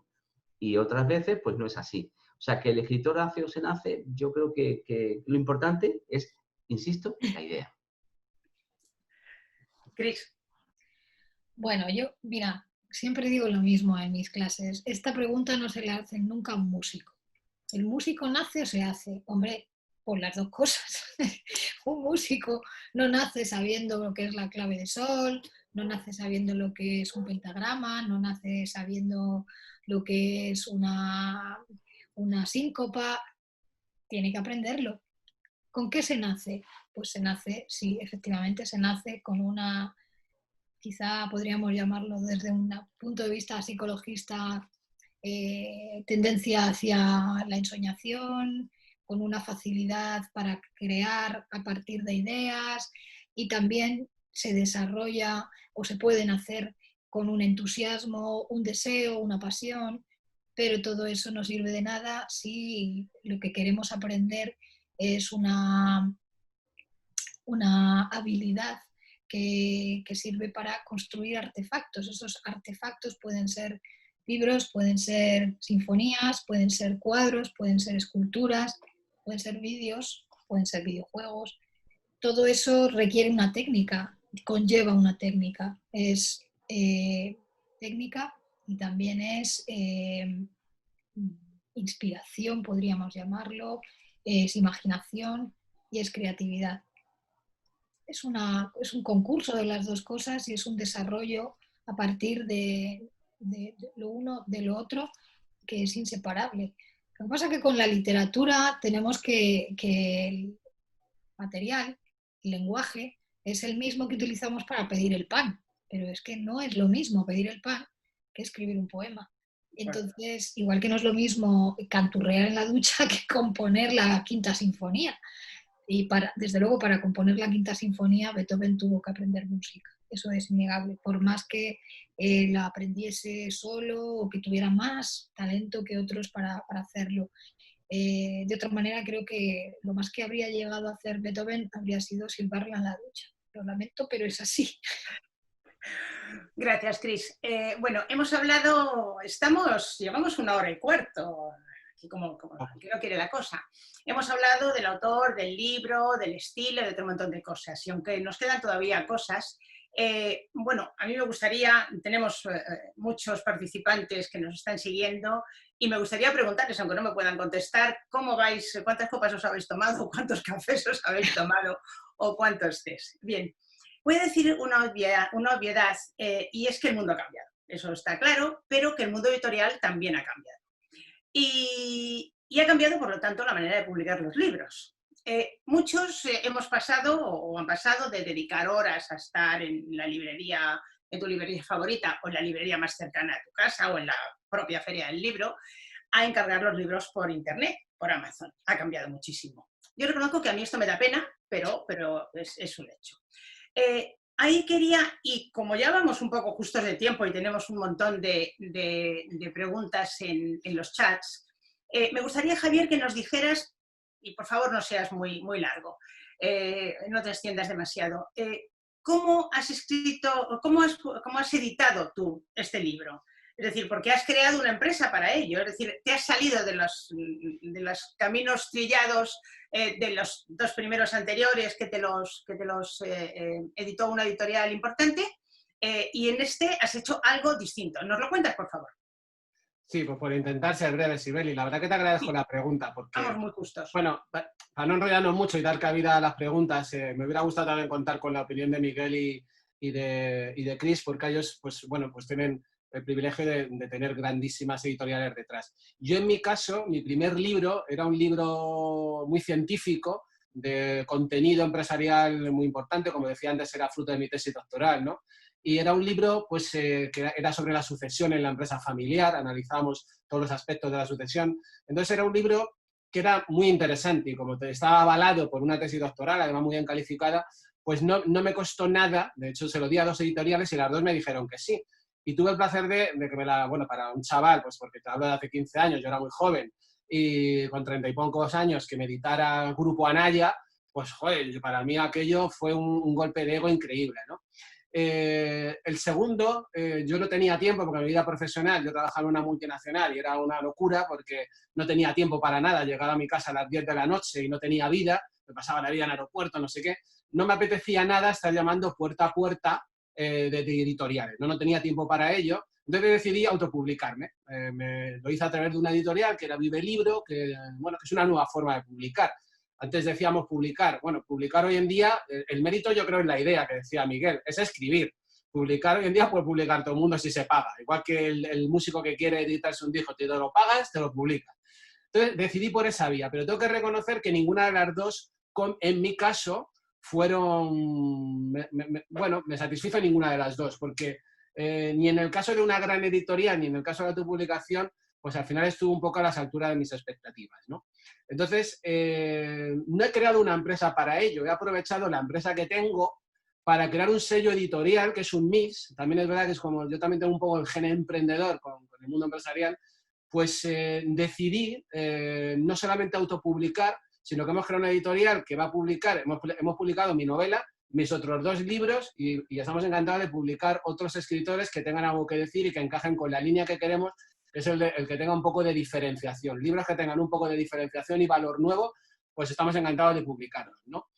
Y quería añadir lo que has dicho, ¿no? Yo creo que, pese a quien pese, Amazon cambió las reglas del juego, o sea, desde un punto de vista editorial, ¿no? Es decir, al final, hoy en día, pues alguien en México ahora mismo puede estar comprando mi libro desde que se inventó la impresión 1:1, es decir, ya no hay stocks en las librerías, no hay nada, pues puede estar comprando en México simplemente porque Amazon da una orden a una imprenta que tiene un acuerdo con ellos en México y ya está el libro en sus manos, ¿no? Entonces, claro, esto de que no haga falta stocks, pues también ha revolucionado el mundo editorial y pensé pues que era una buena manera con mi propio libro pues crear un sello editorial dentro de mi propia empresa, ¿no? Entonces, no solamente es un reto literario, sino que es un reto empresarial también. Así que, bueno, pues mira, ya matamos 2 pájaros de un tiro y ya está. Probablemente, a lo mejor sin enrollarnos mucho, pues Miguel y Cristina en otra idea del mundo editorial. Yo ya te digo, ni me gustó la de la grande, porque tuve la suerte de ganar ya, ni la autopublicación. Así que he sido una nueva, que es empresarial. Está muy bien. Cristina y Miguel, si queréis aportar algo. Sí, bueno, yo además, Sibeli, tengo que pedir disculpas porque a las 6:25 tengo una conexión en directo con Canal Sur Andalucía, en este mismo medio. Es una con la sangre de Colón. Con la sangre de Colón, por eso estaba aquí, cuidado, que hoy es el día de Javier, yo insisto, pero tenía este libro aquí porque es que a las 6:25 entro en directo en Canal Sur Andalucía Televisión. Y entonces, pues venga, que no te queda nada. Yo creo que el tema es muy interesante, el tema de las editoriales. Las editoriales son muy complicadas, son muy complejas. Es un mundo que Javier conoce bien porque es un buen empresario. El mundo de la editorial es un mundo extraordinariamente turbulento. Fijaos, yo publicaba hasta ahora en Planeta. Yo mis obras anteriores las he publicado en la editorial Planeta, más efectivamente en el sello Martínez Roca del Grupo Planeta. Y ahora esta que tenéis aquí la he publicado con HarperCollins. ¿Por qué la he publicado con HarperCollins? Bueno, primero porque yo tengo una agencia editorial que es la que se encarga de intermediar con mis obras, la que me lo venden internacional. Cuando yo vendo un libro en China o en Estados Unidos, no lo vendo yo, sino que lo vende la agencia editorial. Y la agencia editorial determina, de alguna manera, que en este momento esta editorial, HarperCollins, pues tiene un potencial que es el que es y está invirtiendo en España, va a promocionar mi obra, va a invertir en marketing en la obra. Y en fin, y yo como escritor no aspiro a conocer cuáles son los entresijos de ese mundo editorial, pero que son muy complicados. Es evidente que en un mundo como este de aquí ahora, que se está pirateando mucho en digital, que se vende cada día menos por esto que yo decía antes, de las redes sociales, de los videojuegos, de las teleseries, tal, pues resulta que es que las editoriales lo están pasando muy mal. Y de alguna manera, pues también ese mundo es turbulento. Ojalá fijaos que hay escritores de gran renombre, de primerísima línea, que unas veces publican en Planeta, la otra lo hacen en Alfaguara, la otra lo hacen en algunos del grupo Z, de Penguin Random ahora. Es decir, que de alguna manera, pues esto evidentemente está creando unas dinámicas que no siempre la editorial es la que le da ese cariño eterno, como hacía hace tiempo, ¿no? O sea, Vargas Llosa o Gabo, pues resulta que siempre tenían la misma editorial y nunca cambiaban porque les daban un cariño infinito.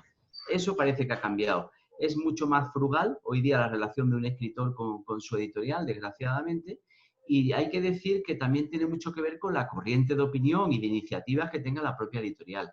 Muy complicado, francamente complicado. Javier, Miguel, perdón, gracias. Gracias, tú estás casi fuera de hora y nosotros también Muchas estamos. Gracias, Miguel. Sí, me vais a disculpar, Javier, yo me tengo que desenganchar porque son y 23 y me van a llamar de Canal Sur en 2 minutos. Y nosotros pretendemos terminar a 1:30 y nos quedan muy poco tiempo también. Pues yo me desconecto. Muchas gracias y disculpas. Disculpas, excepto que quieras intervenir. Doy paso, si os parece, a la tercera pregunta, porque tenemos un tercer libro que queremos regalar. Y que es la pregunta: ¿cómo se conoce caballerescamente el sombrero de Don Quijote? El sombrero de Don Quijote, iba a decir el nombre ya. Bien, entonces, si os parece, estamos en la recta final de la entrevista, queremos terminar, como digo, llevamos 1 hora y 23 minutos, que no es ninguna tontería.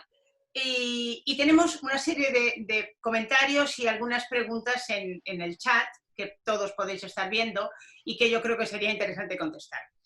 Pero quizá mejor, si os parece, mejor que las cuente yo y que las veáis, como tanto nuestros participantes en la tertulia como vosotros las estamos pudiendo ver todos. Es así, ¿no? Sí, las podemos ver. ¿Por qué no, Javier, tú empiezas a contestar algunas de ellas? Agilizaríamos el sistema, que no yo te lo pregunte y tú contestes, lo que prefiráis. Pues bueno, como quieras.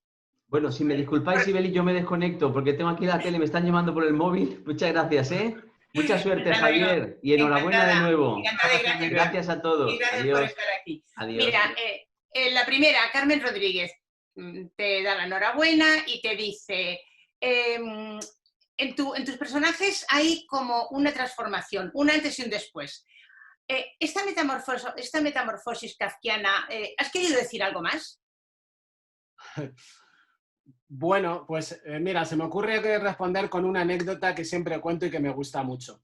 En el cole también recuerdo a un profesor de literatura que en COU, cuando venían, nosotros era el colegio de los agustinos, ¿no? Del Valdeluz, y cuando llegaban a COU las chicas, había un profesor de literatura, el padre Torrijos, que siempre las retaba mucho cuando hacían comentarios de textos. Entonces, una de las chicas haciendo un comentario de textos cogió y dijo, cuando estaba haciendo el análisis, dice, en esta frase el autor nos dice, entonces recuerdo a ese cura, que profesor de literatura, padre Torrijos, que rápidamente se dirigió a ella y le dijo, mire, señorita, el autor se lo dirá a usted, porque a mí no me dice eso. Nunca me vuelva a incluir en sus pensamientos. A partir de ahora, usted cuando analiza el texto, el autor la dice o desde su punto de vista. Entonces, para mí es muy importante siempre tener una prevalencia de lo que al autor le ha transmitido, lo que al lector le ha transmitido lo que yo he querido escribir. Por lo tanto, si a él le ha parecido eso, seguro que es por eso. Bien. Juan Carlos Velasco, Cristina, comienza por darte las gracias por estar aquí y felicitarte por tu última obra. Y a Javier le pregunta que si tienes una gran crítica social, si hay una gran crítica social en torno a los personajes y fundamentalmente a los de Natura, que aparecen en tu libro. Bueno, pues, gracias al lector, porque se nota que ya ha empezado a leer, os está leyendo la novela. Solo se me ocurre decir que los Natura, el pueblo de los Natura, para mí, bueno, sobre todo los tres personajes principales, ¿no? Son personajes absolutamente hilarantes, con los que disfruté muchísimo escribiendo de ellos. Ahí sí que alcancé yo creo que gran parte del sarcasmo y parte con lo que, bueno, pues expresé muchas cosas. Y quiero contar una anécdota porque yo tenía muchas ganas de escribir, de terminar mi novela. Llevaba años deseando encontrar tiempo, pero no lo tenía. No tenía tiempo por mi vida profesional y mi mujer, que es muy comprensiva, y mis hijos me dejaron tener una semana de asueto y me hice un retiro espiritual de una semana.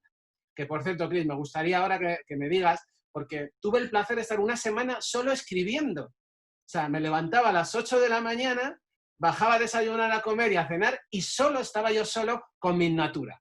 Entonces, claro, escribía a un ritmo de casi 15 folios diarios, 15, 20 folios diarios, cuando, claro, en mi vida profesional eso era imposible. Entonces, los Natura tengo muy buenos recuerdos de ellos porque estuvieron conmigo durante una semana y fueron los únicos personajes con los que estuve una semana. Entonces, creo que para mí fueron, y creo que quedaron muy bien. Cris, no sé si quieres decir algo, pero son tres personajes muy potentes.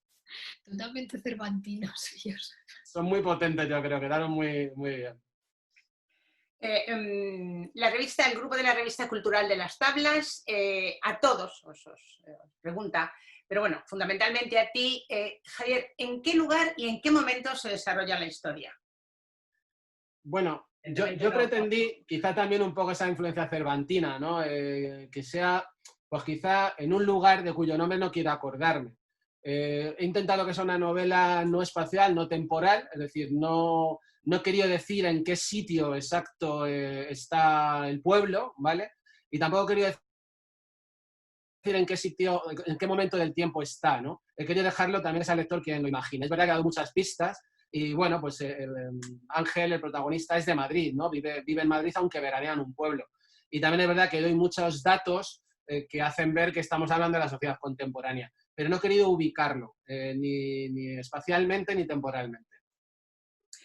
Hay otra pregunta del grupo de la Sierra Norte Local que dice, Javier, buenas tardes, queríamos preguntarte, ¿la obsesión casi enfermiza que tú tienes por el Quijote, crees que se ha reflejado en la novela? Realmente creo que de esto ya hemos hablado.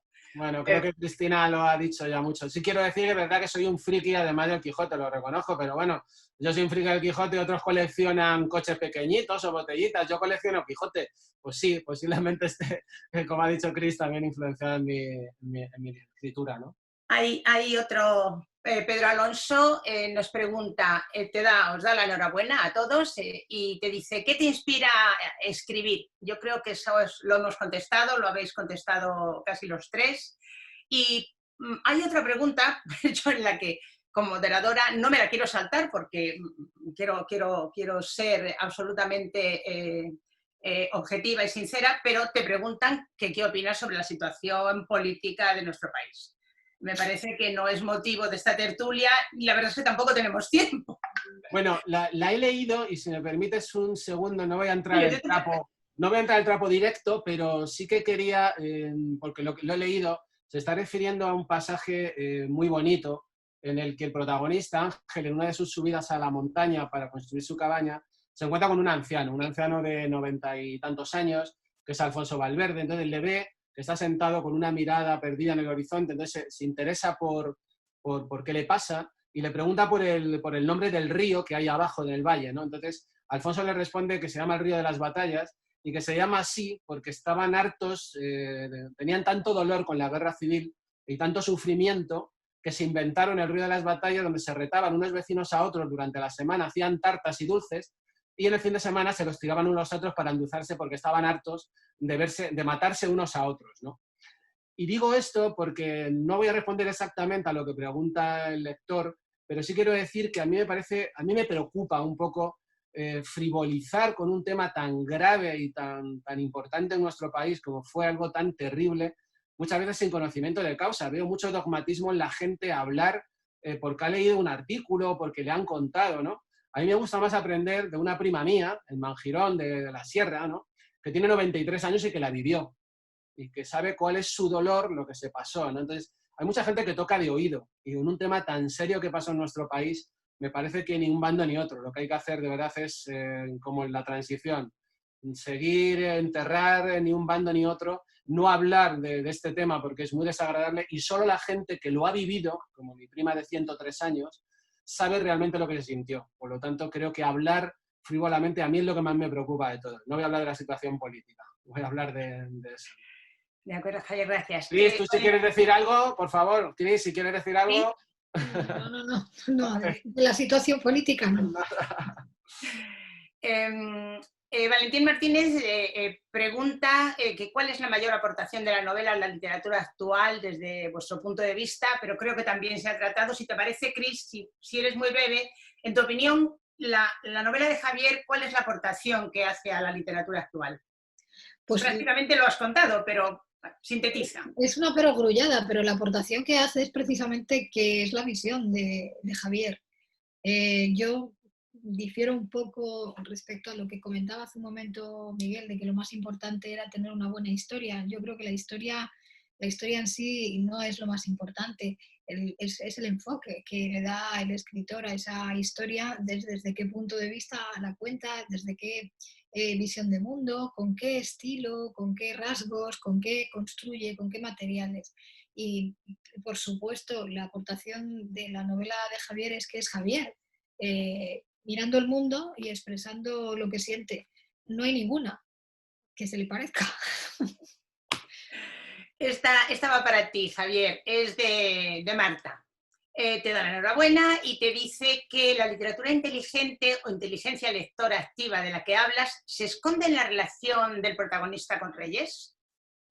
Uf, pues me encanta esa pregunta porque esto que es una de las cosas que he intentado, ¿vale? Es verdad que algunos lectores cero me decían que para ellos no era importante. Voy a intentar explicar lo que intenté hacer, ¿no?, en la novela. Yo creo que efectivamente lo que dice el lector sí, se esconde en la relación, ese flirteo que tiene Ángel Tocado con Reyes, y sí, ahí es donde se esconde.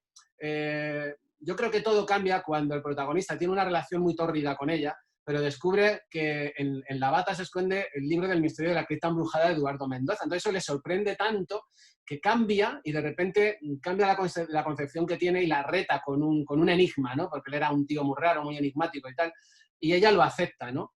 Y ahí es donde yo he intentado hacer una aportación pequeñita, que es la de vincular la literatura con la realidad. Es decir, hay lectores que me han dicho, Javier, no lo necesito, ni lo quiero, ni me interesa. Chapó.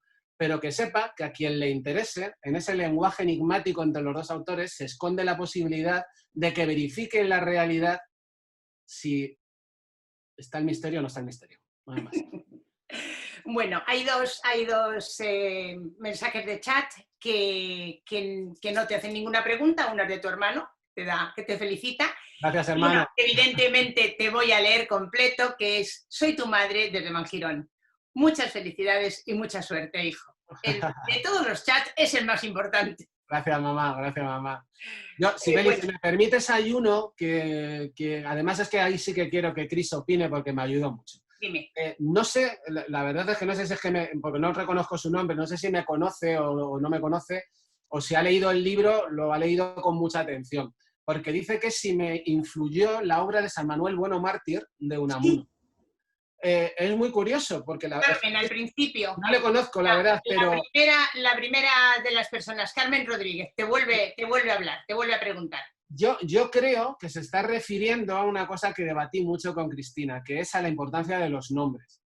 Unamuno, es verdad, porque a mí me gustó mucho aquello que hace Unamuno, San Manuel Bueno Mártir, utiliza nombres muy poderosos como, recuerdo, Manuel, Lázaro, Ángela, para intentar transmitir muchas cosas. Para mí los nombres tienen mucha importancia. Pero es verdad que Cristina me incitó, me hizo reflexionar mucho, y entonces los he suavizado. Es verdad que en la novela, para mí el nombre es muy importante, y sin duda yo quiero transmitir algo. Otra cosa es que al lector le diga lo que yo quiero o no, eso me da igual. Pero Cris me desafió un poco a suavizarlos. No sé si quieres decir algo, Cristina, sobre esto, pero es verdad. Quien haya ese comentario es fantástico porque sí que, en cierta manera, lo hice porque a mí aquella obra me impactó de Unamuno, sí. Cris, no sé si quieres decir algo. Sí, bueno, yo no sé si tú te acuerdas de la primera versión en la que sí, verdaderamente el empleo del nombre parlante, que se llama así, ¿no? Cuando un nombre describe al personaje, directamente se denomina así, nombre parlante, que esta técnica se usa desde los griegos clásicos, pero en tu primera versión no sé si te acordarás que el nombre parlante y alegórico era tan ostentoso, digamos, que se comía todo lo demás. Y claro, es ahí donde empezamos aquel debate, ¿no? Porque efectivamente en una novela en la que la alegoría es, digamos, la génesis y la que estructura y da sentido a la novela por completo, el nombre parlante es necesario y el nombre alegórico es necesario, es un elemento más de significación y de comprensión. Pero en una novela como la tuya no lo es, porque en una novela como la tuya la significación se está construyendo casi más por omisión, por elipsis, por aquello que se silencia y por la señalación o el señalamiento, digamos, metafórico, mediante esas metáforas de situación, de elementos importantes, pero nunca haciéndolos explícitos. Entonces, el empleo del nombre parlante es una técnica que está en el polo opuesto a la técnica que tú empleas en la novela, y creo que por eso fue por lo que tuvimos aquellas conversaciones en las que yo trataba de explicarte esto, ¿no? Esto mismo, ¿no? Mira que es que esta técnica que estás empleando será de tortas. Recuerdo.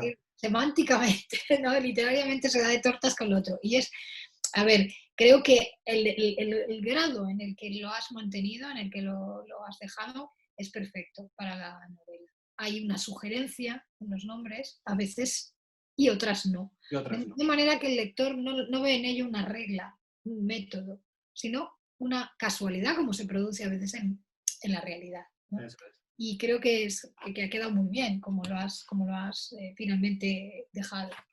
Pues gracias otra vez por tus consejos. Mariluz, Javier te pregunta, te felicita y te pregunta: ¿cuánto tiempo has pasado escribiendo la novela? Pues mira, me es muy difícil responder porque la verdad que la novela es como un poco, tiene para mí casi dos partes. La primera la escribí en un tiempo muy largo por mi maldita actividad profesional que me asfixiaba. Como he contado, estaba siempre en aeropuertos, volando, con reuniones, con historias, y escribía el martes cuando podía, el sábado cuando podía, y a lo mejor estaba un mes sin escribir, ¿no? pero cuando ya tenía más o menos construida la trama y todo, fue cuando llegó mi retiro. Y mi retiro espiritual de 7 días me encontré de verdad con algo que, pues eso, que a Cristian lo he dicho, que envidio, ¿no? El poder estar escribiendo todo el día. Entonces, eso fue en 1 año y poco. Entonces, mucho tiempo para una parte de ella, porque no tenía tiempo, y en 1 año y medio o 1 año la parte final, por decirlo de alguna manera. Bien, te relacionan también con el mundo del transporte, la relación que tienes, pero Julián te dice, tiene una pregunta, ¿cómo te va la vida para componer discos, escribir, cuidar a tus hijos, mimar a tu mujer? Eres mi héroe, Javier. La leo porque bueno, me encantará. Julián es buen amigo y sabe cómo lo hago, ¿no? Pero es verdad que sobre todo por una razón y como están en otra habitación, porque tengo una mujer y unos hijos fantásticos que empatizan con un hobby tan difícil de explicar que es escribir, ¿no? Porque yo creo que es más fácil a veces explicar que te vas al fútbol que decir que te metes en una habitación a escribir. No te molestes. Eres un poco una Ferraris, ¿no? Entonces, la verdad es que tengo la suerte de tener una familia maravillosa que entiende mi locura transitoria de la escritura. Seguimos porque hay un montón de preguntas y llevamos 1 hora y 40 minutos de charla. Que no sé si tenemos un tiempo, me gustaría preguntaros, ¿tenemos un tiempo tope? Bueno, yo, Cris, tampoco la quiero tener ahí, nada, dale 5 minutitos más y lo que queráis. y terminamos. Pues vamos a ver, seguimos bajando, ¿qué nos da tiempo a ver? Valentín Martínez te pregunta si la novela es un reflejo y una denuncia de nuestra sociedad contemporánea. Bueno, creo que también lo hemos comentado a lo largo de la charla, ¿no? Sí que he intentado cosas que me preocupan, pues a través de personajes y a través de escenas, denunciar cosas que sí que me preocupan y que no me gustan, y lo he intentado hacer porque, pues eso, literariamente a través de algunas escenas y algunos personajes, ¿no? Pero creo que sí, que es una novela un poco crítica, también la ha hecho Cristina y Miguel, ¿no? Hay muchos WhatsApps también contestando a nuestras preguntas, han acertado todos, la verdad. Y voy a ver si encuentro alguna otra, porque si no, en un par de preguntas más, Javier, si te parece, Paloma y Coffee te preguntan si tienes ya en mente una segunda parte o nos sorprenderás con un nuevo estilo de novela. Y que si habéis pensado el tipo de publicaciones y qué tipo de público, a qué tipo de público queréis dirigiros. Bueno, segunda parte no, sí que estoy ya... ¿Y primera? ¿Estás con la próxima novela? No es segunda parte porque ya no tiene segunda parte. Mi novela, según está escrita, no tiene segunda parte. Sí que estoy con mi segunda novela, llevaré ya 60 páginas o por ahí, más o menos. Estoy empezando a escribir con más asiduidad y porque tengo más tiempo, porque ahora ya no trabajo en una multinacional en la que estoy viajando todos los días y tengo más tiempo. Así que espero que esta tarde bastante menos y a lo mejor en 1 añito tenerla lista. Bueno, y al final... Lo que preguntan del sello, sí, bueno, ya lo he comentado. Espero publicar otros libros, no solo míos, sino de gente que conozco y que también le preocupe aportar algo nuevo y algo original. Bien. Y la última intervención que cojo del chat no es una pregunta, sino una afirmación que dice que, por cierto, Leonardo da Vinci tampoco destacó por su habilidad para colgar cuadros. Lo digo porque él te define y piensa que eres como un hombre del Renacimiento. Pues me encanta lo del Renacimiento. Lo de colgar cuadros, es verdad que hay veces que amigos míos me tienen que ayudar a colgar cuadros, a hacer cosas en la casa porque soy un auténtico desastre. Pero bueno, será porque no me interesa mucho el tema de las manualidades, probablemente. Por nuestra parte, por mi parte, Javier, agradecerte tu presencia, agradecer la presencia de Cristina y de Miguel, aunque se nos haya ido hace 10 minutos, y simplemente, informar que tenemos las respuestas, como se pueden ver en el chat, acertadas todas, evidentemente todos los que han contestado conocen y han leído El Quijote, y simplemente, Javier, dejarte el cierre de esta tertulia, de esta intervención para ti. Bueno, pues bueno, antes de hacer el cierre, sí que José, al técnico, decirle que por favor aguanta hasta el final para coger los nombres de los que han acertado porque veo que no han puesto su correo electrónico, entonces que están a tiempo de pasar los correos electrónicos, porque si no va a ser difícil contactar con ellos. Algunos conozco, pero otros no. Por eso sería positivo que lo hagan. Y nada, pues agradecerte, Sibeli, tu día, que te tengo ahí presentando el acto. Es un placer. Que me ha encantado. Y bueno, Miguel, que ahora está súper solicitado, pues agradecerle, aunque ya no esté con nosotros, pues su tiempo. Y a Cristina, pues doblemente. A Cris por estar aquí, por hacerla estar una tarde de sábado, aunque me consta que no hay muchas más alternativas que hacer, pero por estar aquí conmigo. Y a mí, al revés, casi me gustaría que fuera ella quien cerrara. Y se lo quiero hacer doblemente por eso, por esto, y porque, aunque la pasión de escribir creo que me viene innata, pero ella me ha enseñado muchísimas cosas y la estoy eternamente agradecido. Una que no he dicho ni ha dicho ella. Yo mi novela empecé a escribirla en tercera persona y llevaba 60 páginas. Y ella casi me obligó a cambiarla a primera persona. Claro, como todo autor se enfada siempre, ¿no? Porque lo uno que hace y tal... Y me tuve que volver a empezar, tirar las 60 páginas y empezarla, y siempre estaré agradecido. Así que, Cris, doblemente gracias. Y cierra tú, porfa, el evento. Bueno, yo la verdad tengo que decir que tengo muchos alumnos que me odian y me quieren. Así. No.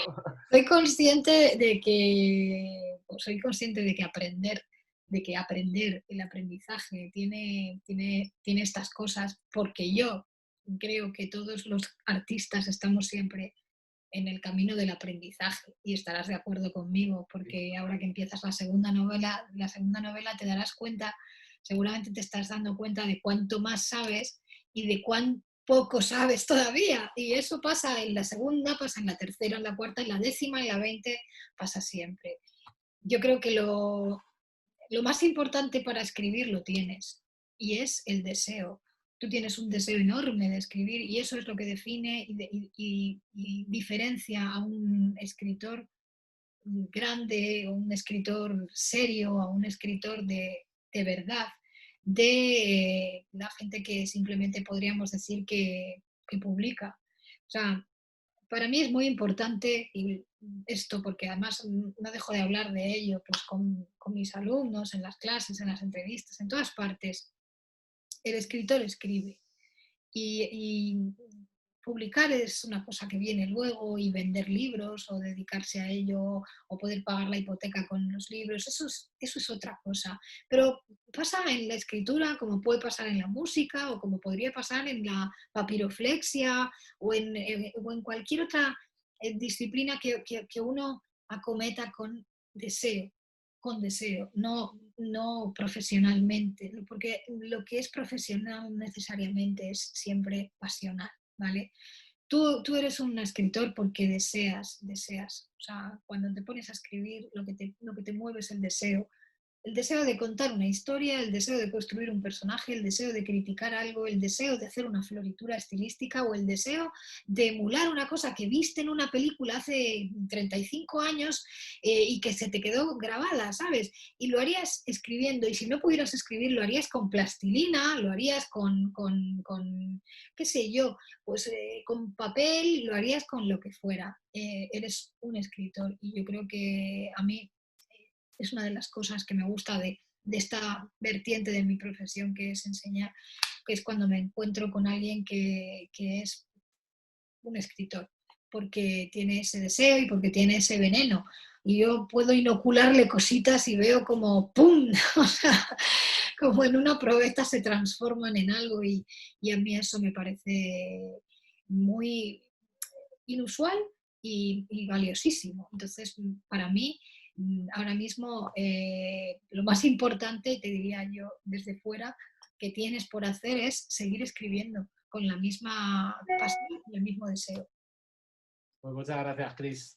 Y muchas gracias, Sibeli, por estar ahí. José, al técnico te lo digo, cierra ya todo, me quedo contigo para ver el tema de los chats y poder dar el regalo. Buenas tardes y gracias a todos. Gracias. Gracias.